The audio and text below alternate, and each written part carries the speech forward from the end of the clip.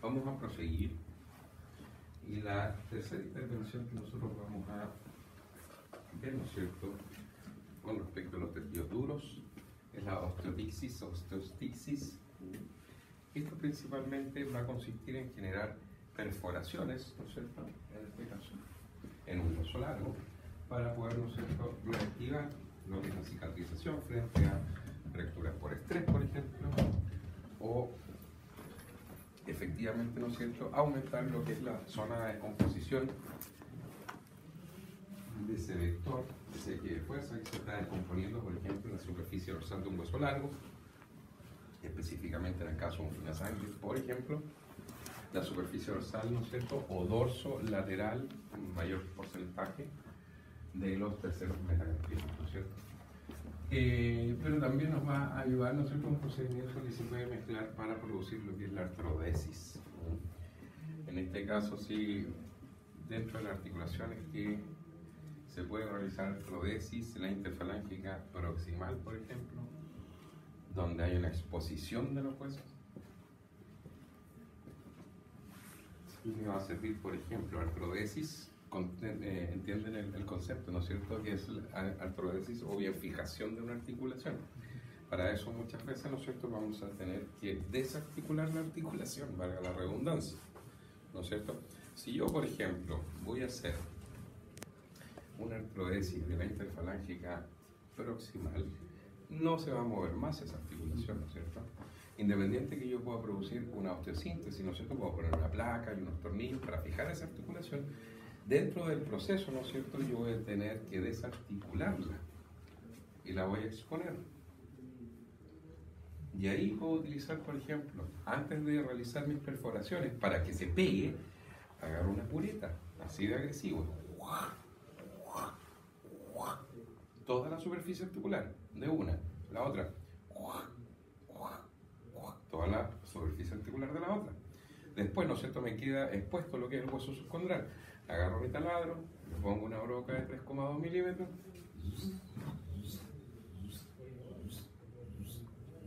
Primera superficie articular, después la otra. No son perforaciones grandes, solamente van a ser perforaciones para estimular, ¿no es cierto?, en este caso la inflamación, y que me ayude a anquilosar o pegar desde el punto de vista quirúrgico lo que es la articulación. Después, como les digo, podemos aplicar una placa ahí, una plaquita bloqueada, con unos tornillos transarticulares y queda impecable. Pero también nos puede servir en este caso para que lo tengan en cuenta, para la artrodesis de esa articulación. Se hace harto. Estuve desde el fin de semana haciendo hoyo ahí, por eso les digo. Esta va a ser una indicación quirúrgica que nosotros vamos a realizar frente al diagnóstico, ¿no es cierto?, de lo que son las fracturas por estrés, principalmente asociado a lo que es la fractura cortical del tercer metacarpiano. Tengan en cuenta ustedes que esta va a ser una lesión que generalmente, desde el punto de vista prevalencial, se va a ver afectado la superficie dorso-lateral. Los norteamericanos engloban dos patologías, ¿no es cierto?, en el síndrome dorsal del tercer metacarpiano, le llaman. Y ellos realizan una diferenciación entre la edad. Unas patologías que, acuérdense, en fila sangre carrera o caballos que realicen jóvenes ejercicios a máxima velocidad. Jóvenes me refiero a que no se encuentren aún con su periodo de osificación completo, que en el caso de las hembras es 2 años 8 meses, en el caso de los machos son 3 años, ¿no es cierto? Y primero siempre vamos a tener hacia la cara dorso-medial, una inflamación en el periodo 2 a 3 años, que es la periostitis metacarpiana o cañera, ¿no es cierto? ¿Por qué? Porque siempre el vector de fuerza va a caer hacia el lado medial. Lo que tengo que hacer yo es educar ese metacarpo. Si bien el tejido óseo, ¿no es cierto?, es duro, es hueso, yo lo puedo modelar de acuerdo a cargas. Si yo progresivamente doy una carga a ese hueso, es muy probable que la cortical medial aumente de tamaño. Pero tiene que ser en forma progresiva. ¿Qué hacen los tipos acá? Agarran la cuestión, ya, dale, ¡pa! Y le revienta la cañera, se inflama, el caballo termina con dolor, hay que pararlo. En la medida que hay varias técnicas utilizadas, manejos clínicos que todavía se realizan en la clínica veterinaria asociada a finansangre, digamos, en todo el mundo, que es la aplicación de puntas de fuego. Yo lo hago siempre. No implica que esté correcto. quemar la superficie de un hueso, o en este caso la superficie del perióstico, no tiene ningún tipo de ciencia. ¿Por qué lo sigue haciendo? O sea, no tiene cara de bobo, esa es la pregunta obvia, ¿no? Porque es una situación lamentablemente de tipo cultural. Ustedes van a ser profesionales, si se van a dedicar a los equinos, van a ser profesionales dedicados 100% a los equinos. Lo que es preparar caballo fina sangre no es una profesión, es un oficio que se traspasa de generación principalmente a generación. Por lo tanto, o sea, conceptos básicos fisiológicos desde el punto de vista óseo no tienen. ¿Se fijan? Y ellos tratan a los caballos todos iguales, no deben ser tratados todos iguales. Por lo tanto, como les digo, si ustedes tuviesen un entrenamiento o pudieran recomendar un entrenamiento, ¿no es cierto?, de forma progresiva de la carga de ese tercer metacarpiano, es muy probable que no tengan cañeras. Lamentablemente, si yo lo hago de forma correcta, ¿no es cierto?, entre 2 años voy a tener una cortical medial que me va a soportar cualquier tipo de problema, porque yo me preocupé por el ejercicio, ¿no es cierto?, controlado y progresivo, de poder aumentarla para que me pueda tolerar el peso de carga que yo le voy a dar, ¿no es cierto?, con las carreras, en desmedro de la dorsolateral. Por eso la mayoría de las fracturas vienen en la dorsolateral, la fractura por estrés, la comita.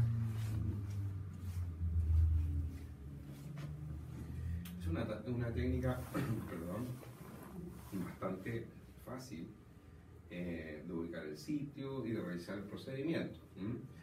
Como les decía, existen otros tipos de solución, no necesariamente quirúrgica, que ya lo hablé en este caso, con lo que son las puntas de fuego, que como les decía no tienen ningún tipo de efecto. Lo que sí podríamos, ¿cierto?, realizar una fijación con un tornillo, pero no va a ser vamos a explicar más adelante los principios de la osteosíntesis, ¿no es cierto? El tornillo de cortical es un tornillo que yo puedo aplicarlo y puede generar un efecto de tipo compresión dinámica.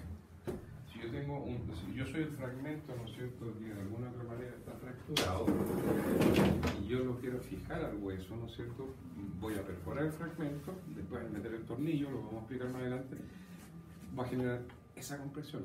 Eso es una compresión dinámica, es un efecto que hago con el tornillo, pero para hacer eso yo tengo que pasar las 2 corticales. En ese caso es solamente del posicionamiento, porque es un tornillo unicortical.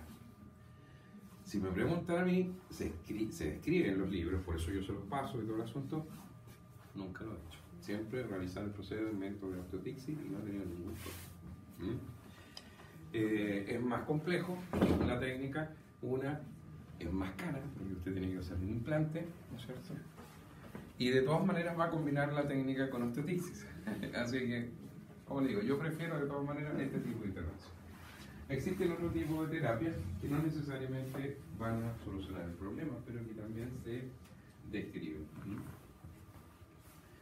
Vemos acá, perdón, ¿no es cierto? Tenemos un caballo, fina sangre de carrera. Se fijan en esta zona, miren el puntero, ¿ven? Donde yo voy a escribir. Se fijan la forma de comita que tiene. Sí. Esto es una fractura tipo 3 en este caso, o de cortical de tercer metacarpiano. Desde el punto de vista clínico, este caballo, por ejemplo, si corrió ayer y se hizo la lesión ayer, es muy probable que el día de hoy, o sea, tiene una claudicación 4 de 5. Le duele mucho. Eso le pueden poner fenotipos analgésicos una semana y a la semana está así el caballo, lo que no implica que haya solucionado su problema. ¿Okay? Pero tengan claro.